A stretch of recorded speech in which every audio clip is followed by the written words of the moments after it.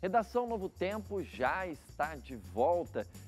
Olha só, o pessimismo do brasileiro em relação ao seu próprio país é o pior entre 24 países que foram analisados por uma pesquisa realizada pelo Instituto Ipsos. Para praticamente 7 em cada 2, ou melhor, em cada 10 entrevistados, obviamente, 7 em cada 10 entrevistados do Brasil, o país parece estar em declínio, ou seja, tá ruim e deve ficar pior no futuro. No levantamento, nós somos seguidos pelo pessimismo dos sul-africanos, que tem 64%, e pelos argentinos, que tem 58%. Além disso, a média global de pessimistas também está bem abaixo do Brasil, com 44%.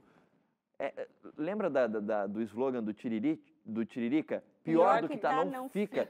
A maior parte desses brasileiros entrevistados aqui, 67% acha que tá ruim, mas pode ficar pior sim. Tem essa mesma ideia, né? E a base da pesquisa, ela fala exatamente sobre a questão econômica, política, insegurança. Né? Insegurança, ou seja, são fatores realmente preocupantes, né? Será que, aí vem aquela dinâmica do Tostines, né? Será que vem demais porque é crocante?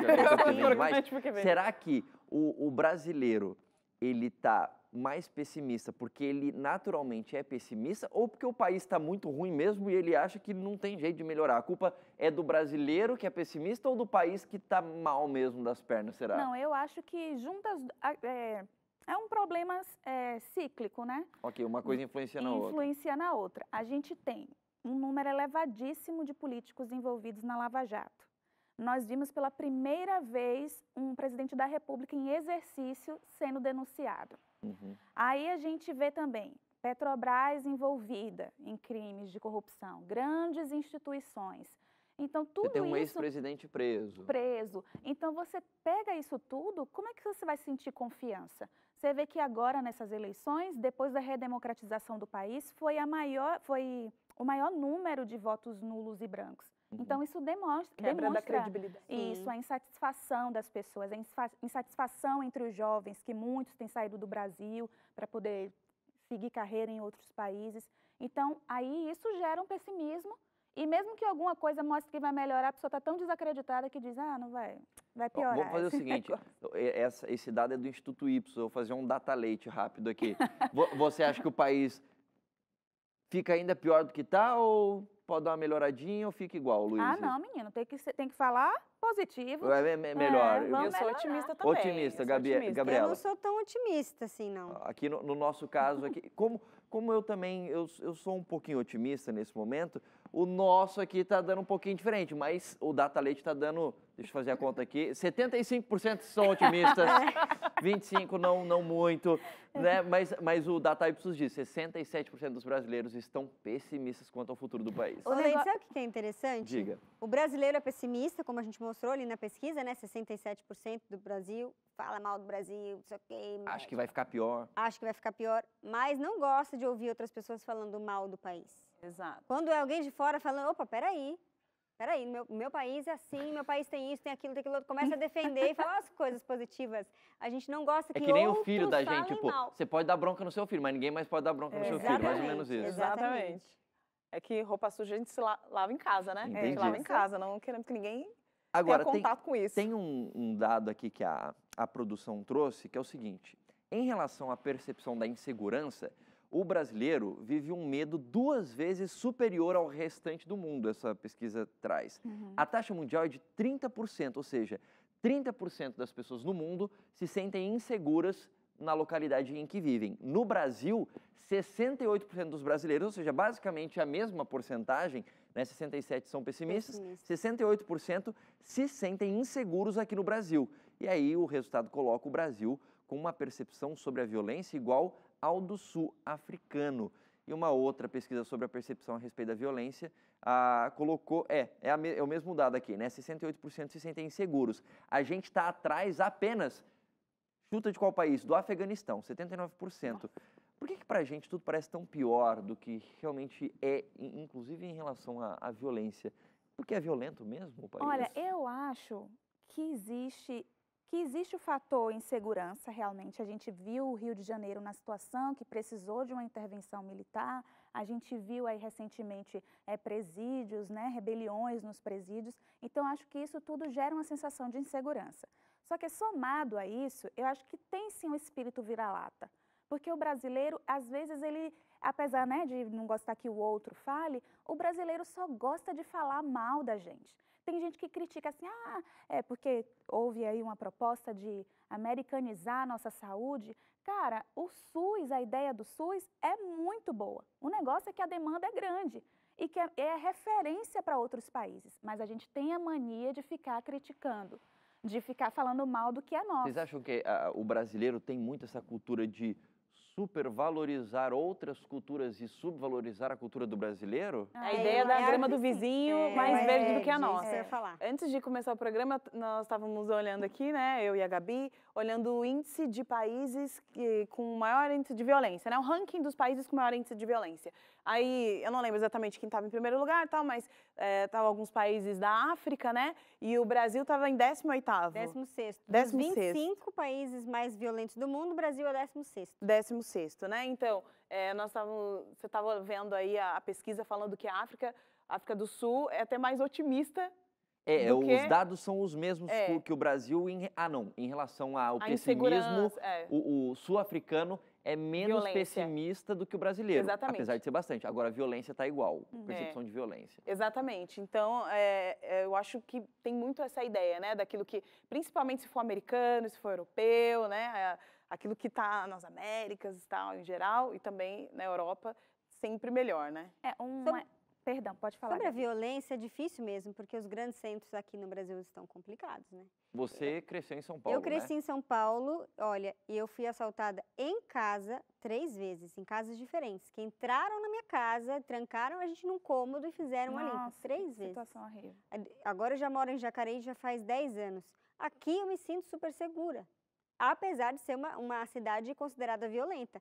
Pela rota de fuga que ela assim, fica localizada perto de grandes rodovias, fácil dos ladrões fugirem, ela é considerada violenta.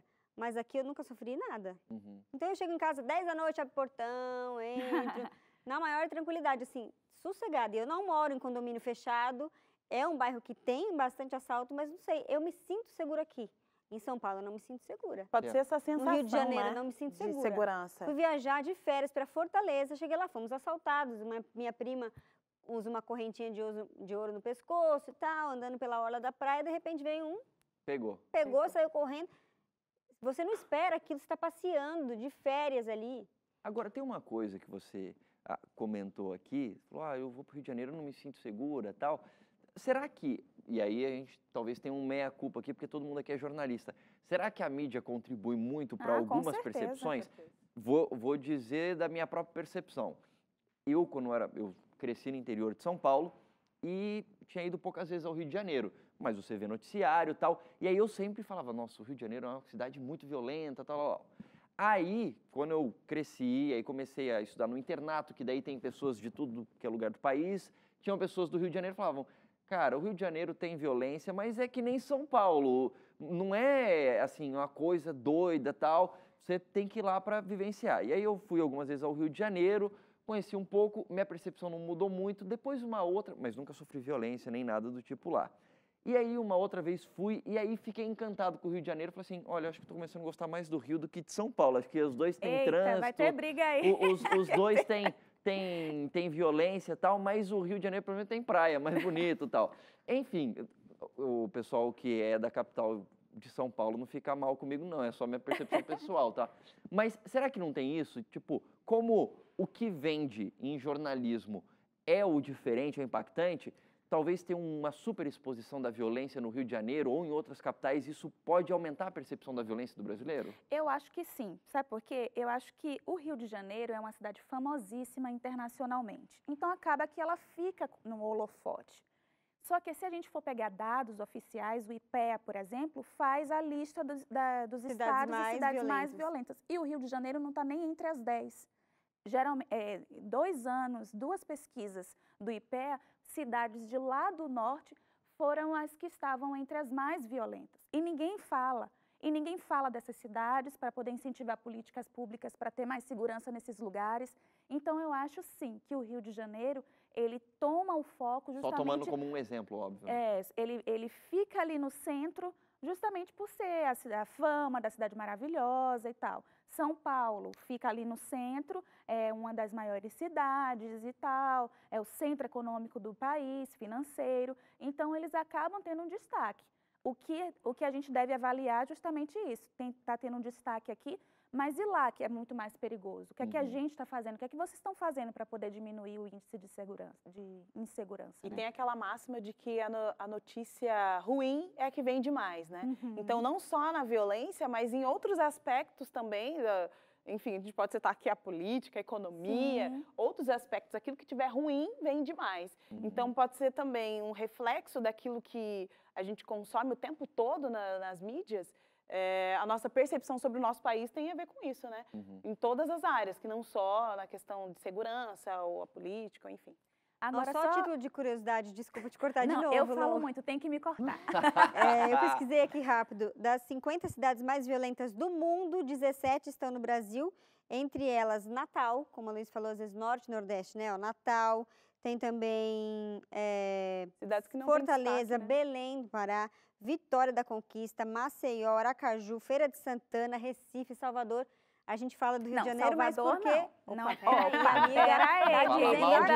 Olha, é aquele lance que a gente falou. Ela pode falar mal de Salvador. A gente que não é de Salvador não pode falar mal de Salvador. Eu coloco meu chinelo de couro lá, ninguém vem pra cima não, papá. Mas a gente fala do Rio de Janeiro, mas ele está no holofote por ser uma cidade internacionalmente conhecida, mas muitas cidades do interior e grandes capitais também do Norte e Nordeste são violentas. Esses dados que você achou são divulgados, foi um levantamento de onde mesmo? Feito por quem, você lembra? Olha, foi divulgado pela Organização de Sociedade Civil Mexicana Segurança, Justiça e Paz. Então, uma ONG do México ali que fez esse levantamento. Beleza. Agora, voltando sobre essa questão da valorização, né? Eu fiz uma reportagem para o Dia Nacional da Língua Portuguesa. E aí eu entrevistei uma mulher fantástica e ela falou assim, você vai lá na Disney e quando tem assim as orientações, tem lá inglês, mas o português é o português brasileiro. Hoje a China, ela está investindo no domínio da língua portuguesa para poder fazer transações com a gente. Só que tem brasileiro que não fala português ou não sabe escrever, mas domina o inglês, por exemplo. Tudo bem, inglês é a língua universal, mas a nossa não pode ficar assim, não pode ser desvalorizada a esse nível de que eu não sei falar o português ou eu não sei escrever o português. Então, isso também já denota essa questão da desvalorização. O de lá é melhor, sendo que a nossa língua tem, inclusive, um potencial econômico para a economia do país. Então, é muito importante a gente dar valor ao que a gente tem. A gente ser otimista com o que a gente tem. Não, vamos melhorar sim, até porque é uma cabeça por vez, né? Eu vou fazendo ali a minha parte. Eu quero diminuir a corrupção, que fica entre os principais fatores de insatisfação. Mas, às vezes, eu sou corrupta na hora de declarar o meu imposto de renda, às vezes eu tenho um jeitinho brasileiro. Então, acho que a mudança deve vir daqui, a cobrança deve vir daqui. Nós somos de um país democrático, nós somos os responsáveis também pela fiscalização. Vamos cobrar, vamos nos manifestar para o negócio andar na linha. Agora, falando de aproveitar para ser um pouquinho otimista, nesse final desse bloco que a gente está discutindo sobre o pessimismo do brasileiro, apesar de 67% dos brasileiros acreditarem, né, que a situação está ruim e que vai piorar, dados aí, né, levantados em 2017 e agora estão sendo divulgados. O pessimismo do brasileiro deu uma diminuída. Opa. Em 2016, era de 72%, ou seja, 72% dos brasileiros achavam que estava ruim e ia ficar pior. Agora é 67%, ou seja, diminuiu 5 pontos percentuais aí. 5% dos brasileiros que estavam achando que ia ficar pior em 2017 falaram assim, não, acho que vai dar uma melhorada, assim, ou pelo menos não vai piorar, né? Que vai chegando num patamar também que não tem como ficar pior, então agora acho que a tendência é melhorar, não é possível. E era o período da Lava Jato, né? Anda com fé, eu vou, porque a fé não costuma falhar, então vamos embora, né? Muito bem, a gente vai fazer uma rápida pausa E daqui a pouco a gente volta para a discussão do terceiro e último bloco. Eu já vou te dizer o que vai ser para você ficar ligadinho com a gente e não desligar aqui do Redação Novo Tempo. Daqui a pouco a gente fala o seguinte, olha, os pais têm mais carinho pelo filho mais velho. Você é filho mais velho? Tá concordando? Tá discordando? Bom, quem disse isso é uma pesquisa e esse é o assunto que nós vamos discutir logo depois do intervalo. Se você é filho caçula, filho do meio, fica ligado aqui para discordar dessa pesquisa daqui a pouquinho ou para concordar com ela. Voltamos já.